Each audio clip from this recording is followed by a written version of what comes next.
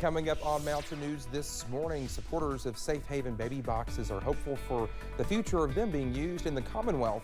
And a concert is held in Knott County to help raise money for its community and people who are still recovering after the flood. Dedicated to Eastern and Southern Kentucky, this is WYMT Mountain News this morning.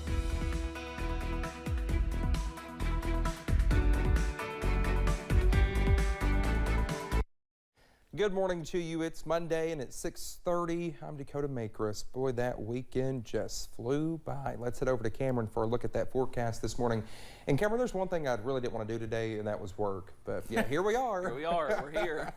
Yeah, it's a busy day out there for us in the weather office, Dakota. We have a first alert weather day in effect. We have a wind advisory in effect. We have a busy day on tap to start the work week. Here's a live look this morning, though, over in Pulaski County in downtown Somerset. All is quiet this morning. Current temperature is warming up. 54 degrees right now in Somerset as a warm front continues pushing off to the north. 47 for Manchester, 50 in Jackson, 47 for Pikeville as well, and 54 over in Monticello. But temperatures will continue to warm as we go throughout your Monday. Up on radar, most of us are quiet and cloudy. A few showers near the West Virginia-Kentucky border near Louisa and Lawrence County. But for most of us, we are quiet this morning. But notice, back to the west, we are tracking an area of low pressure over Missouri, and that will continue moving off to the east, and that will spark some showers later on today, and also some windy conditions as well. And that is why we have a first alert weather day for portions of the region until we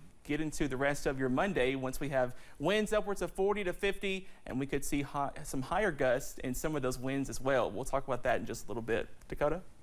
All right, Cameron, appreciate it. A coal miner from Pike County was killed while on the job in West Virginia Sunday afternoon. William Mapes of Freeburn died while working as a contractor for LSM Contracting near the Grapevine South Surface Mine in Mingo County. Mapes was 73 years old and had 53 years of mining experience. West Virginia Governor Jim Justice and First Lady Kathy Justice issued a statement that reads in part, quote, "Anytime we lose a brave coal miner, it's a tragedy beyond belief. We should all be eternally grateful to Mr. Mapes for his 53 years as a coal miner, just as we should always be grateful to all coal miners across our state," end quote. A Virginia man from Buchanan County was missing for nearly 10 days. Well, he was found dead Sunday evening. 63-year-old Kenneth Ray Payne was last seen near Hurley on February 18th. The Buchanan County Sheriff's Office identified a body found in a creek in Lester's Fork area as Payne's. Deputies do not expect foul play at this time. His body was taken to the Virginia office of the Chief Medical Examiner in Roanoke while the investigation into his disappearance and death continues. Well, here in Kentucky, a multi-agency effort led to the arrest of 14 different people over in Whitley County. With the assistance of Kentucky State Police and the Williamsburg Police Department, the Whitley County Sheriff's Department says it performed multiple arrest warrants Friday night into Saturday morning. Police say the 14 people who were arrested had active warrants issued by the Whitley Circuit Court. The arrests were made at the request of Ronnie Bowling and John Reynolds at the Commonwealth Attorney's Office. Safe Haven baby boxes are in 9 different states. One of them, Kentucky. The safe drop-off locations have seen more than 120 miracles. The first baby came in 2017 and the second in 2018. Julia Sandor shares more on the future of the boxes here in the Commonwealth. There are 16 baby box locations in Kentucky. One in Bowling Green saw their first infant dropped off in its baby box early February. Honestly, to be completely honest with you, it's a double-edged sword. Because of course I'm excited that a baby was placed in our box. I mean, who isn't excited when a child is saved? But on the flip side of that, I know that there's a mother out there that is having the worst day of her life, and I can't do anything about it. In 1973, Monica Kelsey was a newborn left on the side of the road. Now she's the founder of Safe Haven Baby Boxes. It's an anonymous option for a parent to safely surrender an infant. The boxes are located at police stations, fire stations, or hospitals that are staffed 24/7. So that box being there 24 hours a day that calls 911 on its own is pivotal, literally pivotal for those kind of situations when the fire staff is not in the building. When a baby is surrendered to one of these boxes, that's when Kelsey's job really starts. If a parent reaches out to them after dropping off their baby, they can provide them with further resources. But one of their goals is to give parents a sense of peace. But if this is all they can do is place their child in a safe haven baby box that's legal and safe, then that's enough. And we should all be proud of her for that. That was Julia Sandor reporting. The safe haven laws allow a parent to anonymously surrender their unharmed baby to a designated safe haven provider within a specific time after birth. Each state has different laws, and Kelsey says changes need to be made as the country itself changes. A family in Pike County still has yet to return to their home following the July flood. Rob Elkins and his wife Robin live on the same property as their nonprofit animal rescue, 3 Mile Creek Farms. In July, the couple watched their home lift off its foundation and was heavily damaged by floodwater. To this day, the Elkins have yet to move back into their home, but Rob says even on the day of the flood, the rescue animals came first. Instead of me trying to get stuff out of my house, I was trying to help the animals. The way I feel about that, and my motto is they can't help themselves, so they're entirely 100% up to us to take care of them. And so if you take an animal in, they come first. Elkins says there's still a lot of work to be done to the house, but the rescue is still taking in animals and has taken in nearly 40 just in the past month. The Heinemann Settlement School hosted a flood relief concert aimed at its mission to gather and grow after the flood.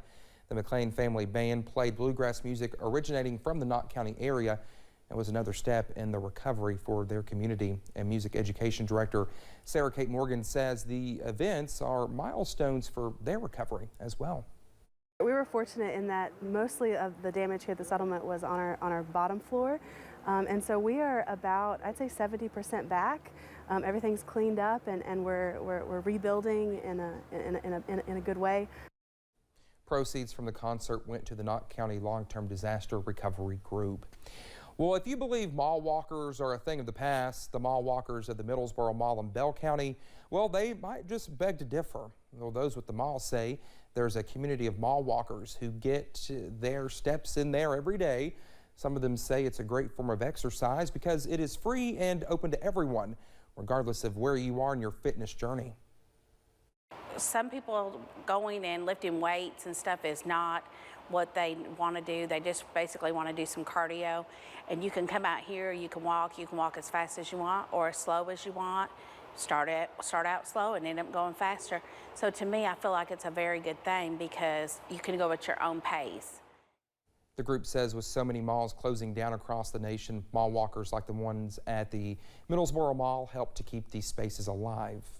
And if you get on TikTok, you might know Lawrence County native Whitney Johnson, just under a different name. Our Chandler Wilcox details how she has grown on the social media platform. So, Tincture 101. She calls herself the Appalachian Forager, with a following of 700,000 people and counting. The very first video I put up was like an intro thing that's like, hey, my name's Whitney and I get plants and mushrooms and cook fish and cook like your mama and this is what I do, and it just like blew up. Mushrooms are the main player on her TikTok and throughout the house, but each video includes a new recipe for viewers to try. You find this old man growing on trees, but you want to get it on fallen trees. Whether it be food or like, you know, I make like tinctures and stuff for like wellness. Like I'll show people how to preserve them, like dry them, freeze them. And I try to do it as often as possible. One of her main dishes is pawpaw jam, which I tried myself. Tell me what you think. Okay. Holy cow, that is really good. How have I never tried this before? Locals like all the food too. You know, going into Walmart now, you get a lot of people that's like, do I know you? And I'm like, depends on who you think I am. And they'll be like, mushrooms? I'm like, yeah. While she never guessed TikTok would be her way to go big, Whitney's personality has become the perfect fit. I'm kind of a ham, if you can't tell, like from the videos. Like I love to talk to people. I love to meet people. So it's really cool to meet these people and hear how my videos have influenced them to get out there and do things, or like inspired them to try things they've never done. Whitney says exploring the outdoors for plants and mushrooms is the best medicine there is. In Lawrence County, Chandler Wilcox, WYMT Mountain News. Whitney's TikTok page has 9 million likes after just a year and a half.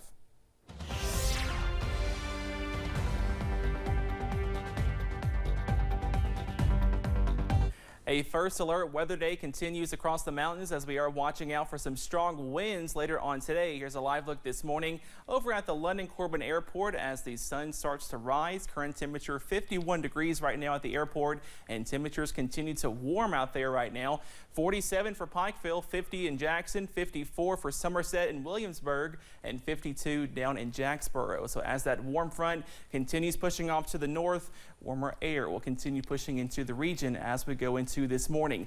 Up on radar, most of us are quiet and cloudy this morning, maybe a few showers near Louisa and Lawrence County, over portions of Wayne County, West Virginia as well. But for most of us, we are quiet as you step out the door, but that is going to change as we get later on into today, as more showers are possible and also some gusty winds up to 40 or 50 miles per hour. We'll talk about that in just a little bit. Dakota? All right, Cameron, we certainly appreciate you. At 6:41, still to come here on Mountain News this morning. The federal government seeks to make some changes to how prescriptions are made for the ones that use telehealth services. We'll have more on those details when we come back.